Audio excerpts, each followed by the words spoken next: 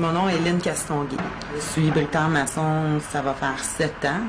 Puis ça fait 1 an que j'ai ma compagnie. Puis j'adore ça. Un bricoleur maçon va travailler 5 jours semaine. Moi, vu que j'ai ma compagnie, je travaille seulement 4 jours semaine. L'autre journée, je fais ma comptabilité, je travaille dans le bureau. Qu'est-ce qui consiste dans ma journée de travail? C'est à poser les feuillards, poser les jacklines, poser les poteaux et puis poser de la brique, naturellement. Un bricoleur devrait poser entre 800 et 1000 briques par jour, un compétent. J'en pose plus que ça des fois. Puis à la fin de la journée, c'est de voir à tout ce que soit nettoyer les tables, si on annonce de la pluie pour le lendemain, à briller la brique, à voir à ce qu'on ne manque pas de matériel, sans maçonnerie, du retardant, des feuillards, des clous. Pour devenir bricoleur maçon, nous devons faire 6 000 heures d'apprentissage après avoir reçu notre secondaire 5. Il y a l'école des métiers qui rentre dans ton apprentissage si toutefois tu le veux. Mais la meilleure école est surtout sur un chantier. Ça te prend 6 000 heures d'apprentissage pour ta carte de compagnon.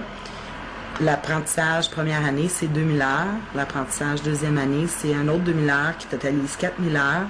Et l'apprentissage troisième année, c'est un autre 2 000 heures qui totalise ton 6 000 heures. Et tu dois aller prendre un examen pour avoir ta carte de compétence. Le salaire annuel, c'est de 30 à 60 000 $ par année. C'est un travail qui est très difficile physiquement, sauf que si tu sais comment ton corps travaille, tu peux travailler dans ce métier-là et tout le monde peut travailler dans ce métier-là, autant les femmes que les hommes. Les hommes, à date, m'ont très bien accepté. Plus ça va, plus qu'on voit de femmes sur les chantiers de construction.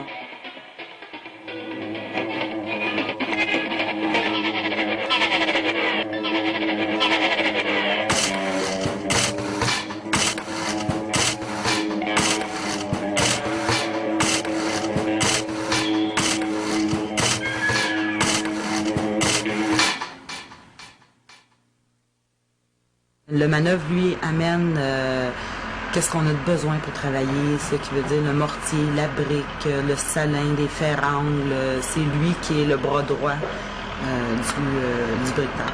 Pour les inconvénients au travail, à part la température et la pluie et le froid, moi, j'en vois pas même bien. On doit faire face aux clients aussi avec ses demandes et ses exigences. Tu peux pas faire tout ce que tu veux. Le client a toujours le dernier mot, le client a toujours raison.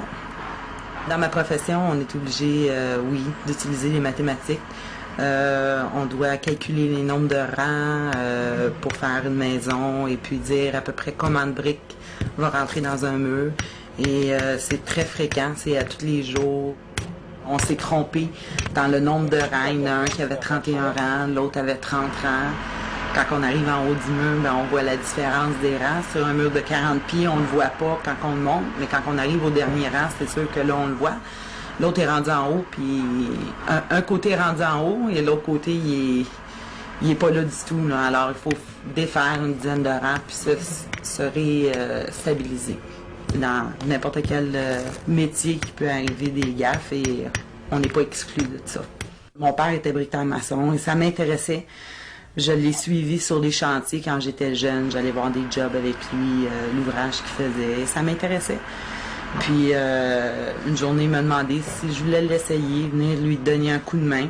J'y étais, puis c'est comme ça que j'ai commencé à être bricoleur maçon.